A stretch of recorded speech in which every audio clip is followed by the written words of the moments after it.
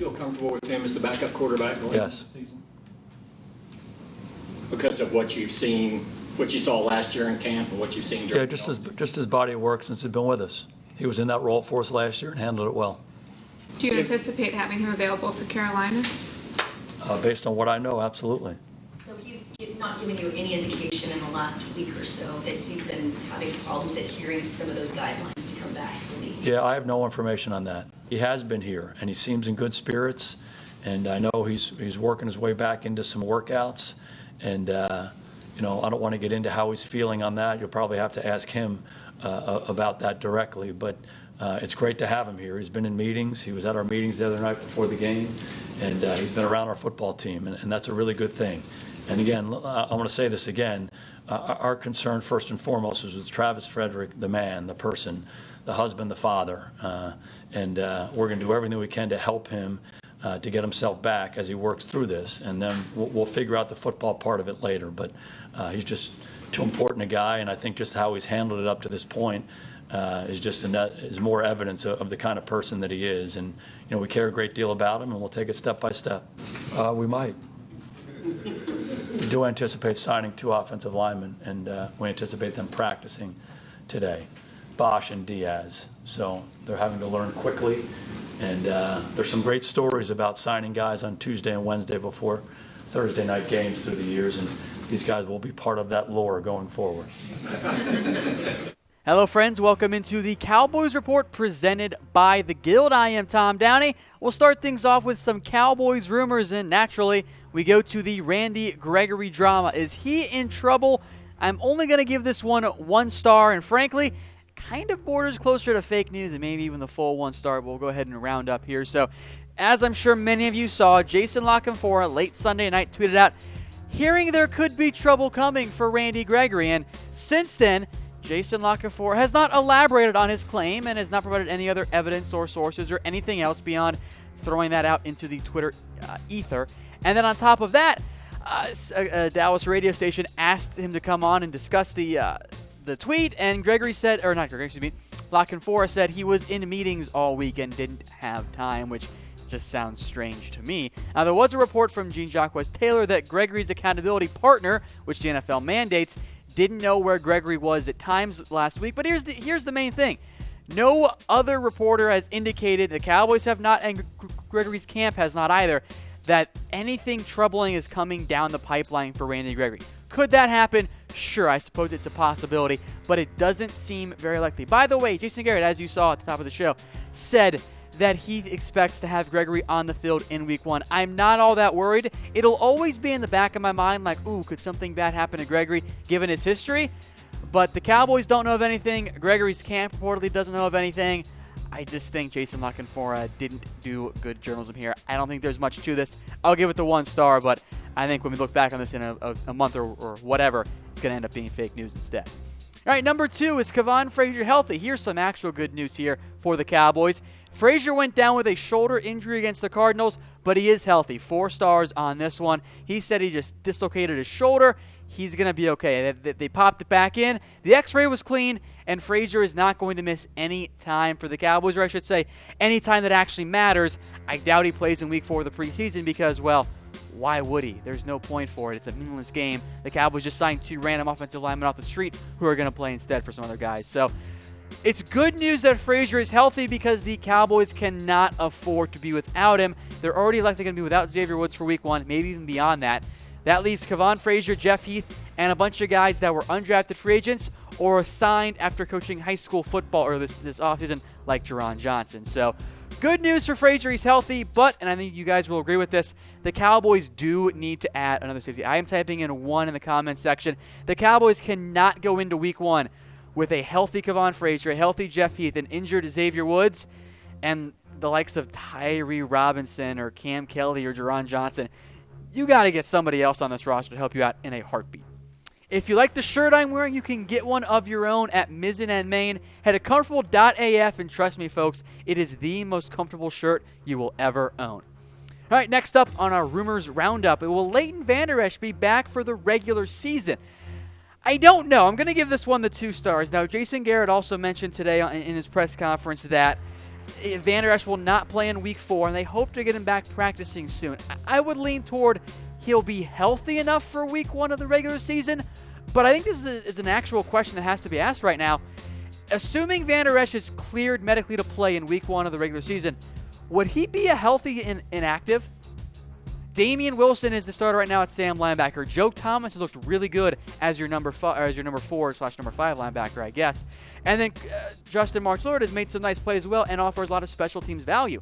I don't know if this will actually happen, but I could see a scenario where Van Der Esch only gets back to practice, late this week, early next week, and the Cowboys say, you know what, LVE, take a week off. We'll make you a healthy scratch, and then we'll get you ramped up fully for week 2, week 3, week 4, and beyond. So I'll keep it more in 2 stars, but hopefully he comes back soon from that groin injury because I don't like it when my linebackers have lower body injuries. Isn't that right, Sean Lee?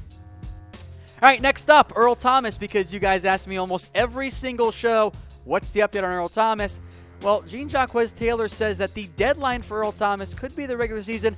I'm only going to give it 2 stars, though. If you don't see an Earl Thomas trade by the start of the regular season, I don't think it ends all chances of a deal. I think it makes it a bit more unlikely, but I don't think that the start of the regular season is the actual drop-dead deadline for Earl Thomas and the Cowboys. Now, the NFL trade deadline is on October 30th of this season. That, in reality, is your drop-dead deadline because you can't physically make a trade after that. And I'll remind everyone again here, there isn't really much update on the Earl Thomas front as it relates to trade talks because an Earl Thomas trade does not depend on Dallas picking on the phone, calling Seahawks GM John Steiner and saying, hey, let's make a trade. It is up to Seattle to say, you know what, we're done with this Earl Thomas stuff. Let's just trade him. Let's move on. Let's get a future draft pick and not worry about extending him or having him sit out games in the regular season. And deadlines do make deals, and the reality is that the regular season is a deadline, although it might not be the end-all, be-all deadline. But my question is it a deadline for the Cowboys and the Seahawks or a deadline for Earl Thomas and the Seahawks? I would lean towards the latter there. So I would like to trade for Earl Thomas. I think you add Earl Thomas, you get 2 more wins to your team. That is the difference in my eyes between, finishing with 9 wins and finishing just outside the playoff race or getting in there with 11 and maybe even winning the NFC. So I am typing in yes on that one. I think it's a no-brainer for me. We'll have some updates here for you guys on Travis Frederick. Is he working out? When could he return? But first, a quick word from our sponsor, The Guild.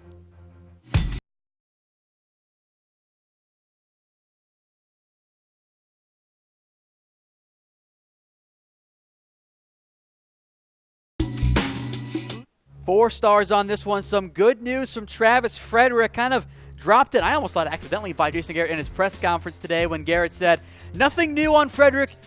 He's working out again, which those two kind of seem contradictory. I think it's a very good sign that Frederick is now working out again for the Dallas Cowboys. I think it's a big deal because having Frederick able to work out indicates to me that his recovery is progressing and making good growth. Now, I don't know when we'll get Frederick back. I'll make note that Ian Rappaport said that Frederick's recovery could be measured in weeks rather than months, which again is a very good sign for Travis Frederick. I think there are 2 likely outcomes right now. Number one is that the Cowboys put Travis Frederick on IR after 53-man roster cutdowns and bring him back after that IR to return time frame has passed. Or I wouldn't be surprised based on this if the Cowboys say, you know what, let's just keep Travis Frederick on the active roster and make him inactive each week and see if he can come back before that 6-week, 8-week time frame. So I think you'll see Frederick this year, but again, we'll have to wait and see. I will say this, though. Him working out is, of course, a good sign for his long-term non-football health. That's the most important thing. But him working out is a big deal for the Cowboys. I kind of see now why the Cowboys and Frederick have some optimism about his next return. All right, next up, would Jerry Jones not trade his Hall of Fame membership for another Super Bowl? I'll give this one 3 stars. So there is a book coming out titled Big Game about the NFL owners in the NFL. And Jerry Jones is interviewed and quoted after he'd been drinking a little bit that says he wouldn't trade his Hall of Fame membership for another Super Bowl title. Now, the book says that Jerry Jones kind of waffled a bit and then said that he preferred the Hall of Fame. And then, by the way, following up on this, the Cowboys PR guy said, hey, can we get a mulligan on that question? Because they knew it probably wasn't going to be a good one. So if you would ask Jerry Jones this right now in a press conference, I think he would say the Super Bowl. That's why it's only 3 stars, not the 4. But I kind of think that Jerry let his true colors show there, even though, to be fair, he had been drinking a little bit. So, folks, let me know, when will Dallas win its next Super Bowl? Obviously, this year is the ideal year, but let me know when you think it will happen. Hopefully, it won't be another 2+ decades, because I don't think any of us want to go through that. All right, number 7. Could Robert Griffin III be a fit with the Dallas Cowboys as a potential backup quarterback? I'll give this one 2 stars, and Patrick Walker of 24/7 Sports, speaking to my heart here. As I've said multiple times on previous Cowboys Report shows, I'd love to see RG3 with the Cowboys. I think he'd be a good fit, and if Griffin got cut, I'd like to see that move go down. Now, you're not going to trade for him, but Griffin is on the roster bubble in Baltimore because, of course, there's Joe Flacco, and there's future number 1 quarterback in Baltimore, Lamar Jackson. He's looked pretty good in the preseason. Not perfect, obviously, but I kind of would prefer Robert Griffin III to Cooper Rush. Let me know what you guys think in the comment section. But I like RG3. I don't know if Dallas would actually do it. I would for sure, but that's why it's only 2 stars, kind of more in that rumor category more than anything. Speaking of backup quarterbacks, will the Cowboys not add a veteran QB?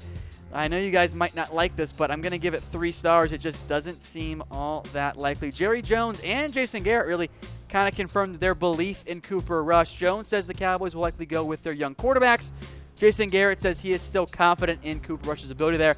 And Dallas does still like Rush, even after an awful Week 3 effort, which I think put to end the Rush over Dak truthers out there. So, I don't expect to trade for a quarterback. I wouldn't want to do that anyway, but I think you could look at the waiver wire. Maybe if someone gets hurt. Matt Moore's out there.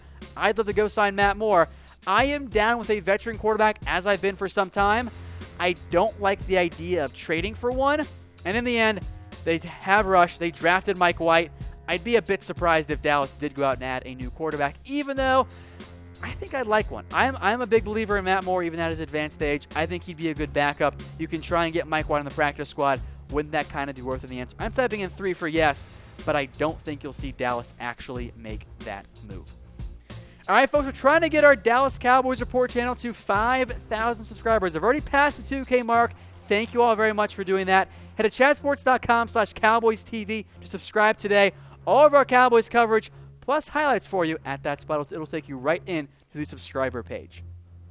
All right, number 9. Is Blake Jarwin going to be a field stretcher at tight end for the Cowboys? Look, I'll give it 2 stars. Based on what I've seen at times in the preseason, kind of think you might see Jarwin fill that role.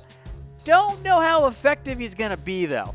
Stephen Jones says Jarwin can stretch the field if teams cheat up to stop Zeke, and it is kind of weird to me overall that the Cowboys are so high on Blake Jarwin because he hasn't really done a whole lot to prove it in my eyes. Jeff Swaim is your number 1 guy as a better blocker. Jarwin still, I don't think is that great of a blocker. Has shown some ability in the passing game, but I don't think has the upside of a Rico Gathers.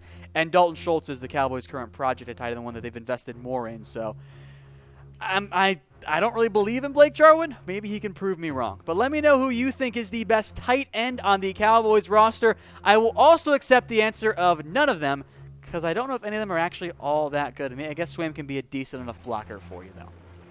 All right, folks, I am Tom Downey. Go ahead and follow me on Twitter at WhatGoingDowney if you want more Cowboys coverage, and feel free to tweet me any Cowboys questions you have as well. We'll take it now to the preseason winners and losers from Week 3. And first off, sorry for everyone who watched the game. You were a loser on that one because that was not a pretty game to watch whatsoever. First up on the winners' side, though, was Joe Looney. And I'll be honest, I think I have come around on Looney. I was very concerned when Frederick first went down because I didn't really trust Looney, but he looked very good against the Cardinals. He was solid, proved he is ready to start. 30 snaps in that game. Not a single pressure was allowed. He moved very well. They still ran some of those center pulls, and Looney handled that play very well. So I feel much better about Joe Looney, even for several games. And frankly, I think he's one of your top 6 offensive linemen because we'll get to Cam Fleming later. He's been a bit of a mess. Looney is in better shape this year, cut some weight down, still the team's practical joker, but I feel pretty confident overall about Joe Looney right now. I think they're in a much better spot than to what they were beforehand, or at least the way I felt about it beforehand. They'll be fine with Looney at center, even though I don't know if he's going to be an ideal 16-game starter. They are in a much, much better spot than what I thought they could have been before that. We'll stick on the offensive line here. Another winner, Connor Williams. And I know there was some concern about C-Will because he isn't great against strength and power. I thought he was better against Arizona. 30 snaps, just the one hurry. I thought he was fine in the run game when the Cowboys actually had the football.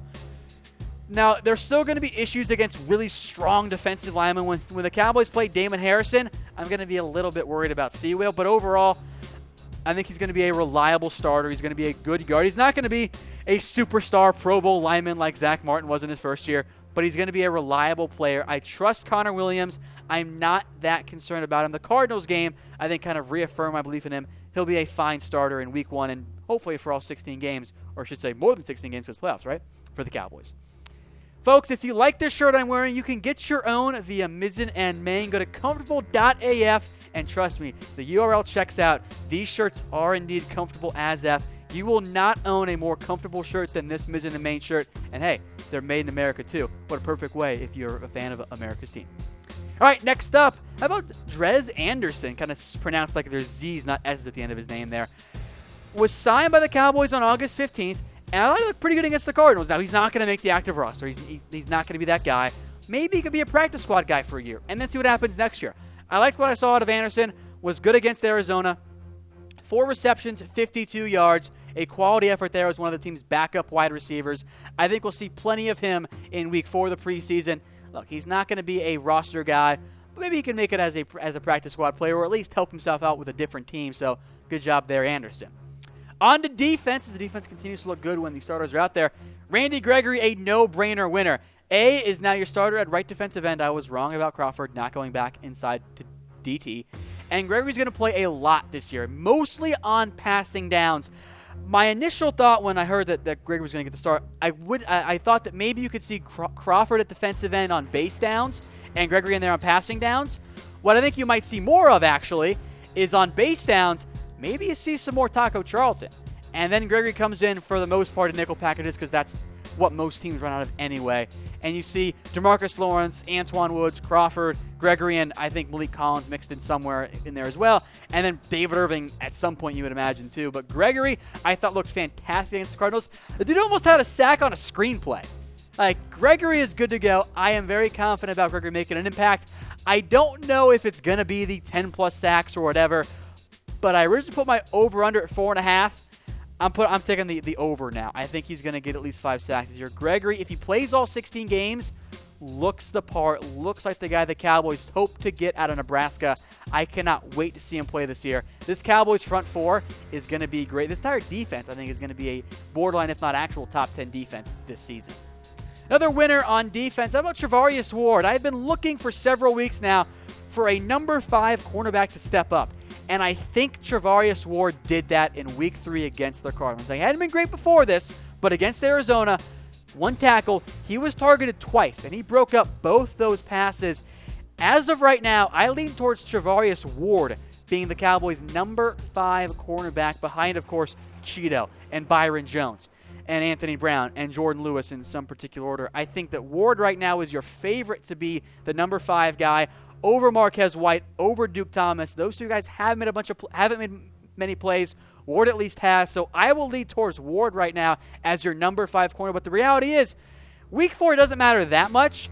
I think it will matter, though, for that number 5 role. Is it going to be Ward, Thomas, White, Donovan Olumba? Will they go with 6 and then cut somebody to make room for a safety? We'll have to wait and see on that end.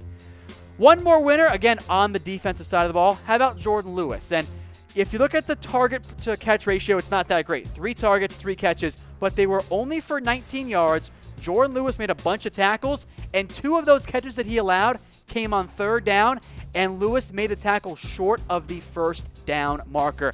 That's fine with me. I still believe that Jourdan Lewis is a better pure football player than Anthony Brown. I think almost all of you in the comment section agree with me. Hopefully the Cowboys eventually see things the same way. I want Jourdan Lewis as your nickel back. I think he would be a fantastic player where his size won't be as big of an impediment as it's been on the outside in Chris Richard's scheme. Sign me up for Jourdan Lewis as your nickel back. Anthony Brown, I can live with it as your number 4 guy, but I hope it's Lewis, and hopefully the Cowboys eventually see things the same way. Before we get to the losers, folks, today's show is brought to you by The Guild.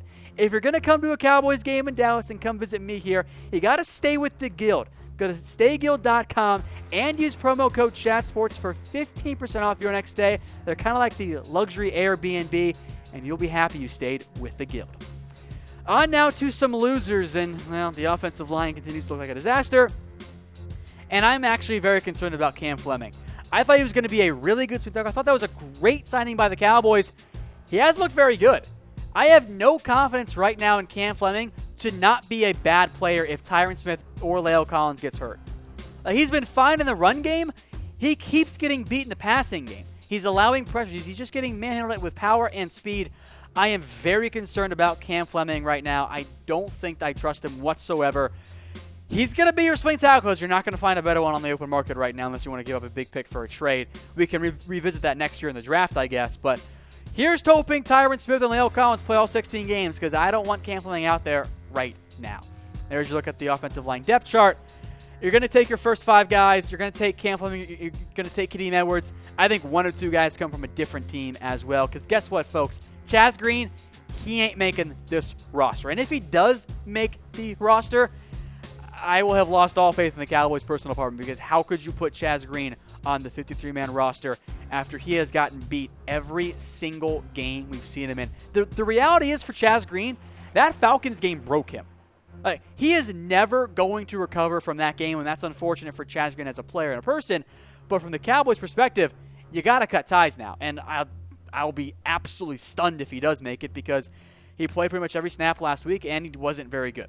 2 sacks, 3 hurries, and a penalty, and he's getting beat almost every single play. It's tough to evaluate Mike White and Cooper Rush when their tackles are getting pushed back and beat almost every single play. So to answer this way in here, no.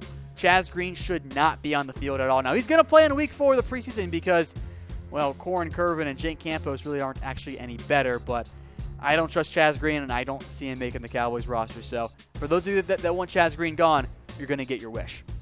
Another loser here, how about Lance Lenoir? And if you watched our watch party, you saw how angry I got at Lance Lenoir because I don't know why the Cowboys continue to put him on returns. Why are they doing that? He has not been good at camp on returns. He's never been good in games on returns. He muffed some plays last year. Now, the first fumble punt really wasn't fully his fault. Byron Jones kind of messed up too. But the other one, where he was running over his head, muffed the punt, and resulted in a Cardinals touchdown, hate that. I know the Cowboys like Lance Lenoir and that in reality he is a Jason Garrett guy. I don't really see why you need him on the roster. What does he do for the Cowboys that you can't find from almost any other receiver out there? I know he's a good guy. He can help out on special teams. He's a Garrett guy. He's never going to be anything more than a number 4 or number 5 receiver. You can find a more valuable player or position type than Lance Lenoir. So I would not put him on my roster if I were in charge of the Cowboys. He'd make it to the practice squad. No one's going to sign Lance Lenoir. He can get to your practice squad. Cut him and take a Rico Gathers instead.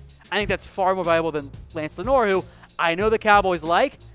I don't think he's anything more than a backup wide receiver. You can find those guys pretty easily in today's NFL. Next up on the loser side, well, Cooper Rush, kind of a no-brainer, right?